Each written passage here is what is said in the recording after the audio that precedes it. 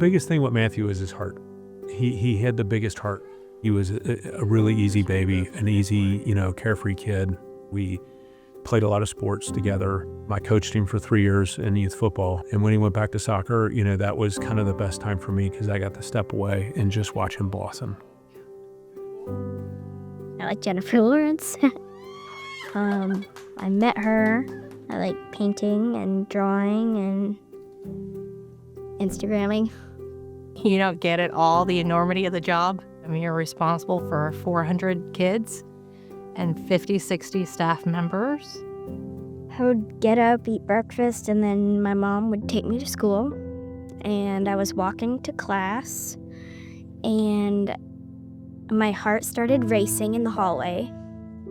And I walked into class, and I got dizzy. And I saw spots everywhere. And then I fell, and then everything just went black. Typical normal day, he and Kim went to work, and then he and Kim went to practice. Right when Joseph and I got home is when I got the call from Kim, and they were doing conditioning. And on his last sprint, as he was finishing his last sprint, he collapsed. And when he went down, they thought he was having a seizure, and he was, having problems breathing, which again is, we all know is the classic signs of a sudden cardiac arrest.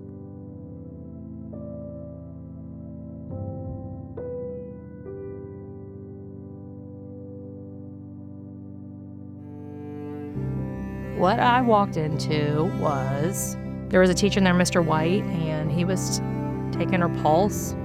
He just said she doesn't have a heartbeat. And I just leaned down and I turned my ear, because you're supposed to listen.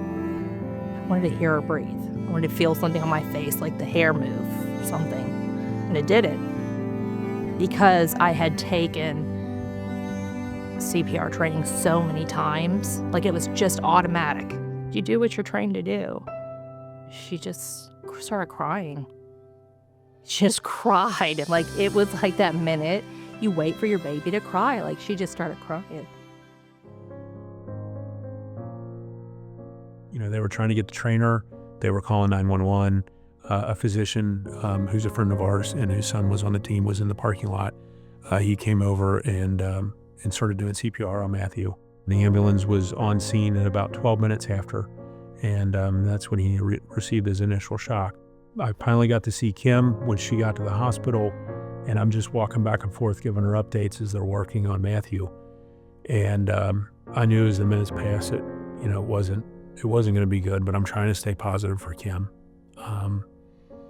And after about 18 minutes, the physician turned around and looked at me and said, there's nothing more we can do. I remember my dad walking into the hospital that night, and the first thing he asked me was, where was the AED? And I said, I don't know. And there were 5 AEDs there that night, and not one was brought to him. I'll be all right. That whole thing of this can never happen to young people, it does. And it's important that we have the preparations for that. Because you never know when something like this will happen. And you want to be ready for it. You want to know that you did the thinking and made the strides to help ensure that that person will survive and go on to lead a normal life. It's about having a plan.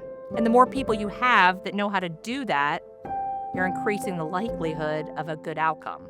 The reason why CERPs, or cardiac emergency response plans, are essential is because in that time of need, you only have one shot to save a life, and therefore you need to be prepared to act. I want people to hear our story because it makes people recognize that, even though the worst case scenario happened with us, hopefully because of what I'm doing and what Kim's doing is going to make a difference in another child's life. He was an old soul. I would say, look, you only have one shot at life, and you got to make sure that you use the most of what time you have on this earth to be a positive impact to people. What if she hadn't been taught CPR, right? Wouldn't be here. Well, you can't take life for granted. You only live once. I feel like I got 2 opportunities.